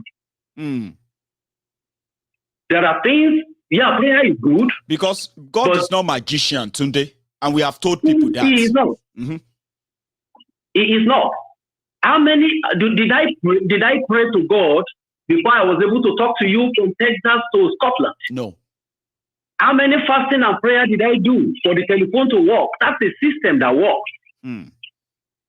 So for me to continue to depend on God, that God needs to intervene for me to be able to speak to Maiyegun, I will wait forever. You will have to wait forever. Mm-hmm. Exactly. And that is the thing we need to let our people understand. And that is the reason why when it comes to religious issue, people lose their mind. They say, don't go there, don't let God be annoyed with you. That's true. You see, that is the area we need to work on and liberate our people. Someone said, religion. Tunde, someone said, when it comes to fighting for God, Nigerians are champion. Yeah. They fight for God. But when it comes to them fighting for themselves, they leave the fight for God. Yeah. Ironically. They leave the fight for God. They defend God. They fight for God. No, they fight to defend God. But when it's time for them to fight for themselves, they leave the fight for God. God, they leave it for God. It's your turn. Fight for us. Is that not what it is? Exactly. That is the peak of stupidity, my brother. So, and that is the area we need to continue to work on. We will. And let our people be able to know, look, there are things God will do, there are things He will never do. That's right. So, if you don't identify what you need to do and you continue to leave it for God, you will wait forever. You would have to wait forever. Thank you so much. And that is why they are selling false hope to the people. I used to say that if religion is a business, I think Jesus Christ will be the richest person ever lived. Because even up to today, his name is still selling. It's still a hot cake. But that wasn't the purpose. But in Nigeria, our people are holier than Jesus Christ himself. And that is why on our streets, all this preaching of holiness and whatever does not translate to righteousness on the street. It is a place where chicken eats chicken. Dog eat dog.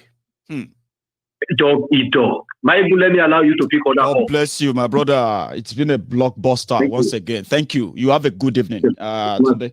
So that's what it is there for people who probably would like to liberate mind. It's a big job.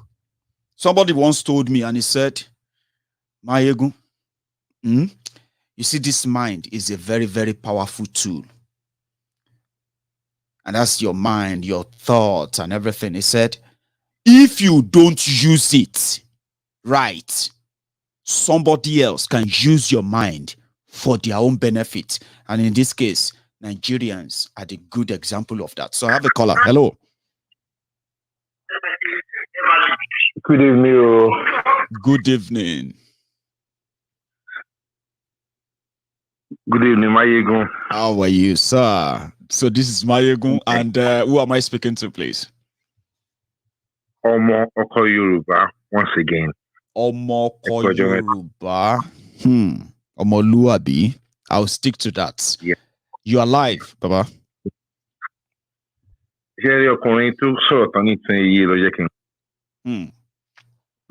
I'm calling because the guy that just spoke now. The main bondage don't fit the Yoruba. Benny.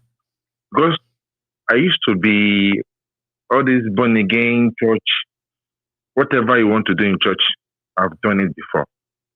Me too. Until I dig deep into my own history. They said if you want to write something from a black man, write it in a book in black and white. You will never see it.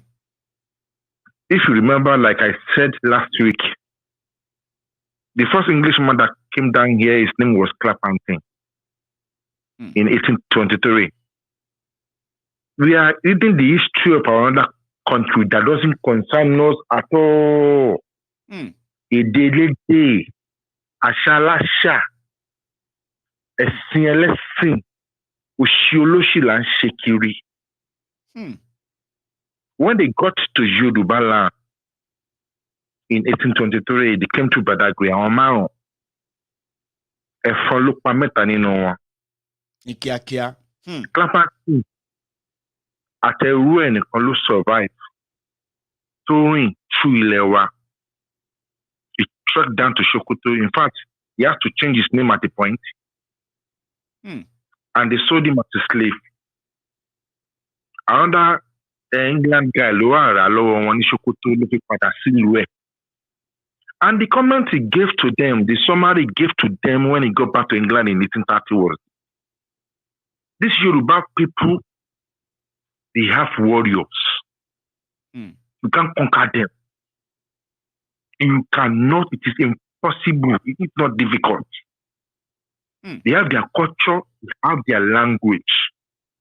Kò sí olè nílẹ̀ Yorùbá, kò tẹ̀ sí òṣì. Tí gbogbo wa là ń ṣiṣẹ́ wa. They said until tẹ́ bá lọ da èdè wọn rú, tẹ́ gba àṣà wọn lọ́wọ́ wọn, tẹ́ gba ìṣesí wọn lọ́wọ́ wọn, tẹ́ gba èdè wọn lọ́wọ́ wọn, tẹ́ wá fún wọn lédè. Fúnra wọn ni wọ́n á sọra wọn di ẹrú yìí. I read it in the history of Yoruba. The person that wrote it was Reverend Samuel. It was Reverend Samuel Johnson. That's supposed to be our own Bible. Bible means book. They said only Bible, only book. But because we took it at Rakura, Lowe Ludaye and enjoyment time will she one or two things. And from my analysis, at the point I went to where they are selling some animals. One were interwoven, one so come along. Later, when you are looking around, now animal, I'm talking of something like a bull. I'm talking of cows. Wow. Boko yẹn ṣe lọ́mọ Ọlọ́run tó, they couldn't move again until ni wọ́n wá débẹ̀. Wọ́n tú okùn yẹn lẹ́yọ kọ̀ọ̀kan. Later ni wọ́n tó àwọn animal yẹn tó lè máa move on their own. Nígbà tó tú okùn. Yes. No matter how powerful they were, because okùn yẹn ti dè wọ́n lọ́rùn, ó ti dè wọ́n lẹ́sẹ̀, they couldn't go again. Wọ́n gba ìtàn yín lọ́wọ́ yín. Wọ́n wá gbé ìtàn onítàn tí kìí ṣe ti yín. Wọ́n gbélé yín lọ́wọ́ yín náà wá ń kọ́. Àwọn họ́kẹ̀ kiri bíi gálà. Ọlọ́run Abrahamu, Ọlọ́run Isaki, Ọlọ́run Jacob. Èwo ló kàn yín pẹ̀lú Ọlọ́run yẹn? Ó ti sọ́nù wú yẹn fún yín pé Ọlọ́run Ísírẹ́lì ni. Àwọn tó dẹ̀ wà fún yín ní history yìí, àwọn tó mú yín lẹ́rú ni. Tó lọ́nà agbàmílà, they read that book to condemn you and condemn you to death. Wọ́n tó gbé ìwé yẹn dé ọ̀dọ̀ wa, òkè àti ń pera wa ní ẹlẹ́ṣẹ̀. Èwo ló kàn mí pẹ̀lú ìwé Àìsáyà? Èwo ló kàn mí pẹ̀lú ìwé Jeremáyà? Èwo ló kàn mí pẹ̀lú ìwé Dáfídì? That's not my history. If you remember last week I said syncretism. Bringing other people's history over mine. I'm making sure I forget my own history. Now you now lord it over me. You now give me another history that is not my own. And now, Bonsolo last week, we want Judas goat tani to make profit in poverty tiwa. Only gbogbo pastors àti imams yìí tí wọ́n fún wa ní first hope pé Ọlọ́run tí kìí ṣe Ọlọ́run ti Yorùbá ní wà dá fún ìran Yorùbá.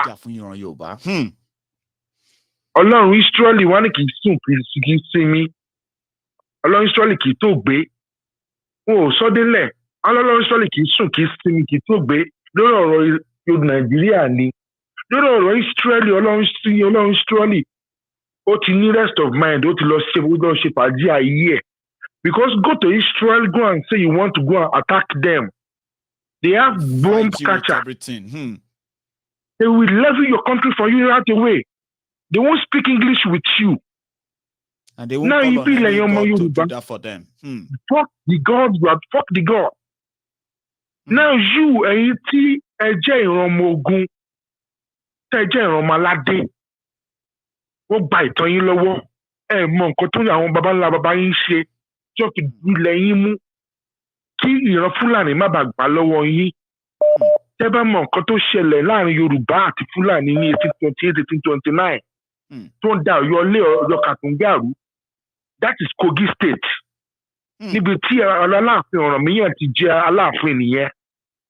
Mélòó ni wọn ló mọ̀? Ọ̀yọ́ tẹ́ ń wò lónìí nísìn, Ọ̀yọ́ Aláàfin tí bàbá yìí wà. Ilẹ̀ Ìwó ni. Ilẹ̀ Ìwó, àgọ́ ààrẹ ni wọ́n ń pè bẹ̀.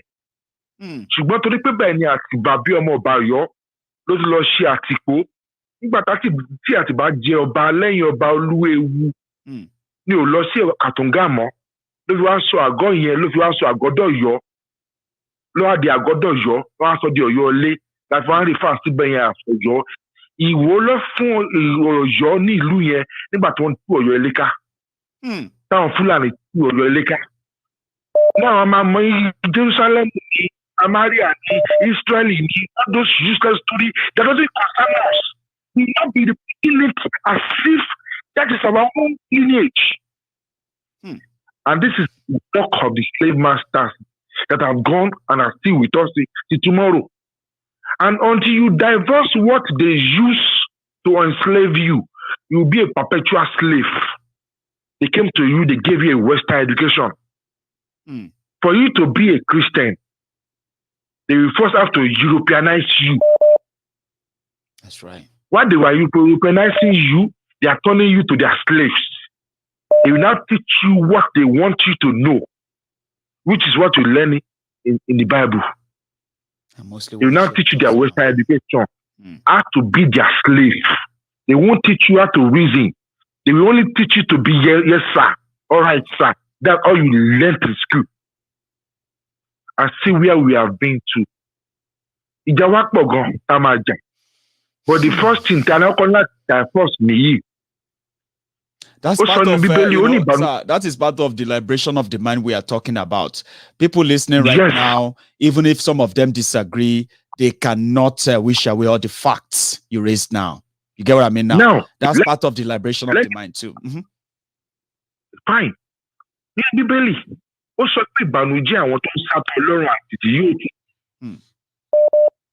For example, when the Philistines took away the ark of God and took it to their land, it became totally destructive.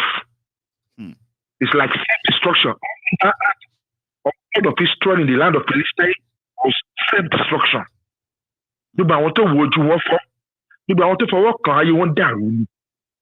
Until they return it back to the owner, even with sacrifice. That was when they had their peace back. Àtijọ́ tẹ̀yìn ti gba Ọlọ́run àjèjì yìí, àwọn pásítọ̀ wọn á fi ń ṣe marketing study, wọ́n ṣe mú Old Testament, wọ́n á mú New Testament, àti tó kàn yín, àti tí ó kàn yín, wọ́n á lọ́dẹ̀ lẹ́yìn, èwo ló kàn mọ́ Yorùbá pẹ̀lú ìwé Málákì tẹ́ ń gbàdá mẹ́wàá lọ́wọ́ mi. Èwo ló kàn mọ́ Yorùbá pẹ̀lú Òkun Pupa tó pín sí méjì, tí àwọn àti Egypt ṣàtúmọ́ra ni. At all. But this is like, see, make I just try and add one or two things. Okay? There is what we call script. Yeah. They call it Holy Scripture for you. And the main purpose of script is to configure something to be the way you want it to be. And you hacked it. And by the time you run a script like on a phone, once they run the script on that phone will be the way they want it to be. That's right. And when that script is running out of date, they will ask you to update it again. And that's why those phones are behaving the way they are. They told you all scripture. Right from our kids, they'll be scripting us the way they want it. And as long as we are following what they wrote in those books, we will perpetually be their slaves. There is one journal I came across. God bless Baba Heritage. You know, on the program what it come as a journal. Please go and read it. The name of that journal is Making of a Slave. And I will say it briefly so that others will have chance to come into this program. Making of a Slave. And please give me 2-3 minutes, let me explain it. So that you're able to add it. Yeah, go on. Fine. Tí ní ìlú kan tó máa rí àwọn kan tí tó máa wọ̀ ìlú kan tó lọ mú wọn lẹ́rú níbẹ̀. Ṣé yẹ yín? Now, ẹ tó bá jẹ́ abẹnugan nínú wọn, bí Sunday Igboho, olóyè wa. Now, àwọn abẹnugan yẹn, wọ́n so lọ́wọ́, wọ́n so lẹ́sẹ̀. Wọ́n wá ní ṣé yóò sọ̀rẹ́ndà bí òní. Tó bá ti lóhùn ní sọ̀rẹ́ndà, wọ́n á so mọ́ àwọn ẹṣin bíi mẹ́rin. Àwọn ẹṣin yẹn máa fàyà níwájú gbogbo àwọn èèyàn ẹ̀. By the time táwọn ẹṣin yẹn bá ti fàyà tán, gbogbo àwọn yòókù tó ní mẹ́rin àti ìjà, wọ́n á domi. Leave àwọn máa cut ni. Leave àwọn máa cut immediately. Wọ́n wá nà wọ́n ní iná má wáyé mọ́. The reason why they wrote that journal was that they were asking themselves, how do you survive? All of them are slave traders. So some of them, our slave woman power. So they were now asking that particular successful one that how do you survive? How do you become successful in this your slave trade? Ó wà fífi wọn pé tóun bá ti wá lọ mú tóun bá ti lọ invade ìlú yẹn. Àwọn tó bá rí tó dàbí Sunday Igboho láàrin wọn. Tó wà vocal. Yes, wọ́n máa pa wọ́n. I imagine, can you remember láti ìgbà tí wọ́n ti disrupt the movement àlàyé ṣe gbọ́n nǹkan lẹ́nu Yorùbá mọ́? Bó ṣe rí nìyẹn. Now, after tí wọ́n ti mú tí wọ́n ti pa olórí wọn yẹn tán, wọ́n wá lu àwọn yòókù. They will now pair a man and a woman, they will now pair them together. Ẹ máa bára yín sùn. Publicly. Immediately tóbi yẹn bá ti bí oyún báyìí, ọkùnrin yẹn igbórere kò rí ìyàwó yẹn mọ́ o. A lọ ṣiṣẹ́ kú sínú oko wọn ni. Invariably, eventually, obìnrin yẹn ló máa wá bí ọmọ. Ọmọ yẹn ò ní ní father figure. Now, nítorí yẹn máa sọ pé ìyìnbó tó ń wo yìí o gbọ́dọ̀ gbọ́dọ̀ sí lẹ́nu o. Tó bá jẹ́ ọkùnrin, you have to be hardworking to be able to do whatever that ìyìnbó man wants you to do. And you should be obedient to him forever as your Lord. Tó bá jẹ́ obìnrin, a sọ fún pé má believe in ẹni ọkùnrin o. O gbọ́dọ̀ lo obedience sí òyìnbó ló lè lo anyhow. And in the process, nobody will tell them their own real history again. By the time they do it, first, second generation like this, third generation, it's already there. They will perpetually be the slaves of the Englishman. Now, after they come to our we are going to cut it here now. If not, we're going to be here all night. We have been on this for about 15 minutes now. So I'm going to say thank you. Okay. Usually it should be about 3 minutes, but it's been a pleasure all the way. I'll keep the rest for the other day. Please go and look for that journal. Please look for that journal. Thank you. Thank you so much for your time. So much grateful. Thank you. I'll take another call. Our time is rounding up. Our 2 hours is almost up. Hopefully, I can. Yeah. Hello there. Thank you so much for your time. So much. Thank you. Hey, Maiyegun. Yes, sir. It's DJ again. In fact, God bless that guy that just finished. JJ. Now, JJ, you are going to help me here. See, if I know so many people don't like that, right? If they see somebody giving details, giving something like they don't like me cutting them off. But again, we have to be fair. You know what I mean? It's been like 15 straight minutes. No. What you did this night, I really enjoyed it. And I only call to make my own brief. Please. Hey, you know me. Yeah. When I'm not angry, I don't want to. There's some information you don't need to allow it there. Brother. You see, life is funny. And it's a shame for every black man, as Nnamdi Kanu used to say. Black people, I don't know what is wrong with them. They said the river that overflows in presence of you shouldn't be scared you, or you should be cautious in order not to be scared of that, not for that river not to scare you much. Now, do you remember early 2000 and something when they say Lagos is working, that they used to use a helicopter to parade the Lagos? All the projects around that time, before they told us, oh, you are better past my neighbors, what can put together to generate light for everybody. All those cook and bully lies, the rhetoric that they put on there, hope on APC, Brother, Nigerians don't know that they were entering one chance. They found out. They are finding out now anyway. I know. You know, they said they always... No. JJ, you remember when they said they have a Lagos master plan? That Tinubu have Lagos master plan? Oh my goodness. That's why I'm remembering you now. Plan. You know, we speak in code sometimes. All the projects that were executed that time, none of it was 20% completed. Brother, have you visited Lagos mainland? From Agege to Yanopaja to Mina, all those areas, go to Surulere, go to Mushi, go to Ikorodu, go to anywhere in Solo, Lagos Metro Project that Tinubu started. Metro Project. Where is that? That is what I'm telling you.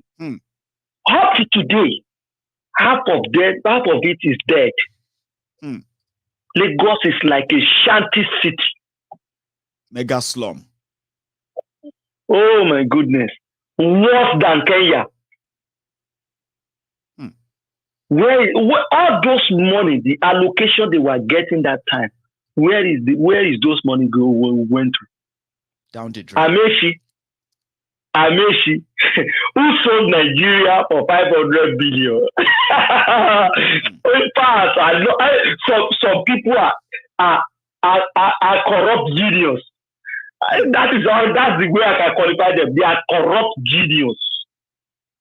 I think it's the audacity. JJ is the audacity for me, right? Somebody will steal from you, then he will take like Elijah Muhammad. He will grab the microphone, and if you give him 20 microphone within the next 10 minutes, Elijah Muhammad will lie to each microphone. Every 30 seconds, he will lie to each microphone in front of him, and he will be unfazed. Like the audacity, these guys are bold. Do you know the reason why? That our brother who speaks early has spoke the mind of, will give you the answer. Do you know the reason? Brother, think about it. Somebody is telling you something like, and as a professional, you're supposed to be boldly challenge these people. Sir, what you are saying, I have some part in my hand, it wasn't the same. That I'm talking about the media. But the media who have already collected the brown envelope, what do you want make it talk now? They are there on the invitation of brown envelope. Look at one of idiots, that betrayer, the son of a betrayer, who later became a betrayer himself, who went publicly. When they interview him, he said, how dare you ask me that question? Who is bankrolling me? Brother, what do you expect? They are all bed of the same feather. It is from the same bowl. What people are now saying is that, you, JJ, you as our CIA on the Temple of Truth, you have told us that, Nigeria is sitting on a keg of gunpowder.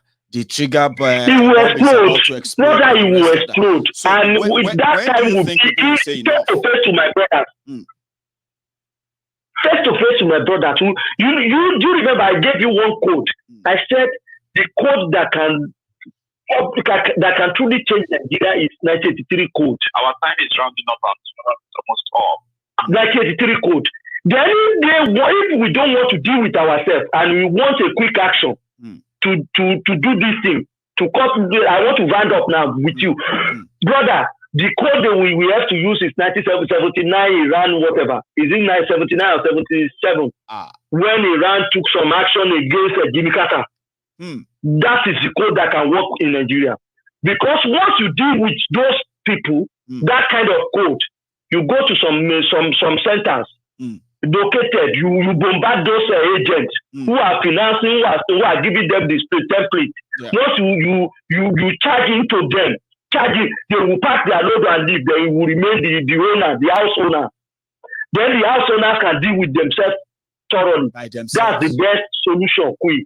That's it, brother. Let me leave you there so that people can join. Yeah, people they hear you, and there are people don't hear you. There's something they told me will happen very soon, and I'm so scared every day I'm reading the news. I'll keep it to myself. JJ, thank you so much for your time. You have a good evening. Okay. No worry, brother. Thanks. Nice one, Baba. So yeah, to everyone, I am so sorry that we're going to have to round it up now. Our 2 hours is up.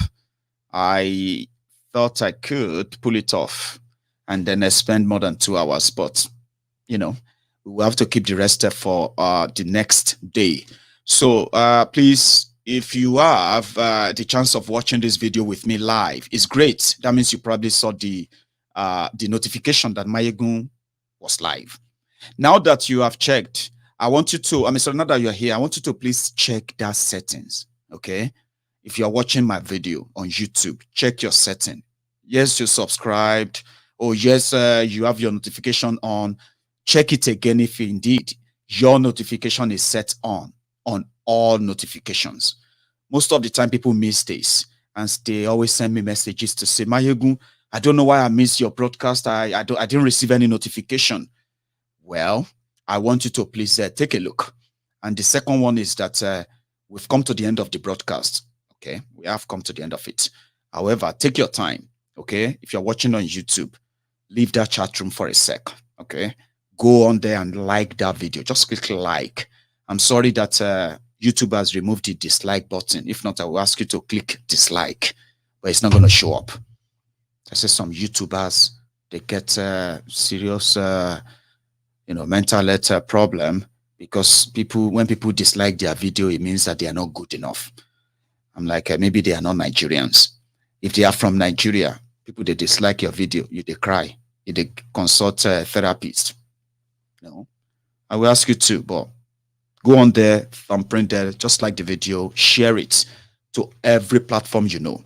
When I come back here tomorrow, yeah, or whenever I'm back, I will be able to possibly, yeah, have you here in time. The notification will remind you, all right? And I've told people as well that this program is going to be from 8 p.m., except if we are running late, then it can be our fate and all of you. 8 p.m. UK time, 9 p.m. Nigerian time, same time, but just time difference. And finally, I want to say thank you to every one of you. From day one, we have just about 4 days to go, 3 days, precisely 3 days to go in 2021. The next 3 days, let's make it count. Share love, show love, and be sincere with those that are sincere with you. Be honest to everyone around you. You may not be doing it for yourself, or you may not know that you are, what you are doing, or the people you are trying to be nice to, if they care of the notice or not. Being nice this period, being good this time is mostly for our own good. And you probably will find out later. Remember I said, I'm somebody who actually cares about consequences of every action. This moment, before the wrap of 2021, be good. And then good night from here.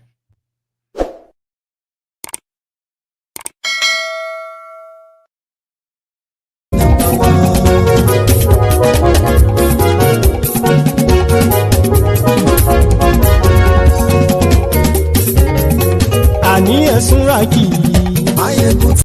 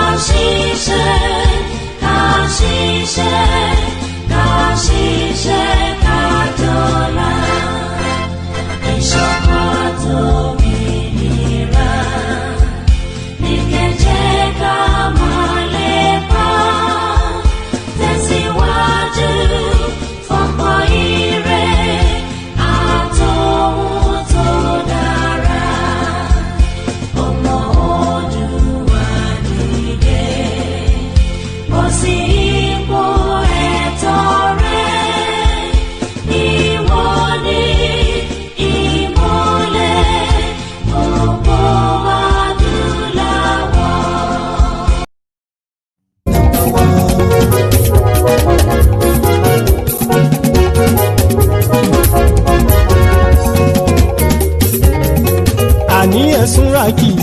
Maiyegun ti dé. Maiyegun ti dé. Ọ̀jẹ̀lú ẹ̀sùn ràkì. Maiyegun ti dé. Àní ẹ̀sùn ràkì. Maiyegun ti dé. Lórí Facebook. Maiyegun ti dé. Àní ẹ̀sùn ràkì. Maiyegun ti dé. Lórí YouTube. Maiyegun ti dé. Àní ẹ̀sùn ràkì. Maiyegun ti dé. Wọ́n bàbá gbé wúrẹ́. Maiyegun máa wí. Àní ẹ̀sùn ràkì. Maiyegun ti dé. Ijó ìgbádìyẹ. Maiyegun máa wí. Àní ẹ̀sùn ràkì. Maiyegun ti dé. Pẹ̀sìdó bá rúfin o. Maiyegun máa wí. Àní ẹ̀sùn ràkì. Maiyegun ti dé. Kí gómìnà kówó jẹ. Maiyegun máa wí. Àní ẹ̀sùn ràkì. Maiyegun ti dé. Ọlọ́pàá tí ń darí bá. Maiyegun máa wí. Àní ẹ̀sùn ràkì. Maiyegun ti dé. Aṣòfin tí ń rúfin o. Maiyegun máa wí. Àní ẹ̀sùn ràkì. Maiyegun ti dé. Òpùrọ́ olóṣèlú. Maiyegun máa wí. Àní ẹ̀sùn ràkì. Maiyegun ti dé. Ọ̀jẹ̀lú ẹ̀sùn ràkì. Maiyegun ti dé. Àní ẹ̀sùn ràkì. Maiyegun ti dé.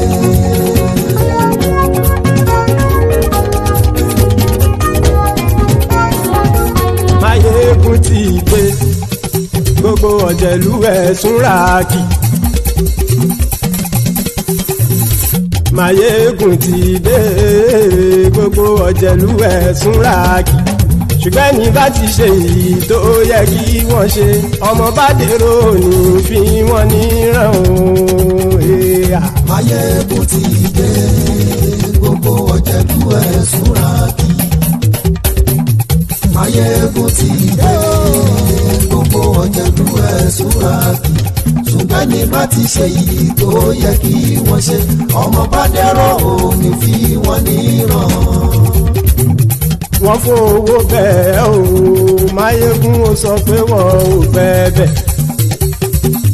Wọ́n fowó bẹ́ẹ̀, Maiyegun ó sọ pé wọ́n ò bẹ́ẹ̀.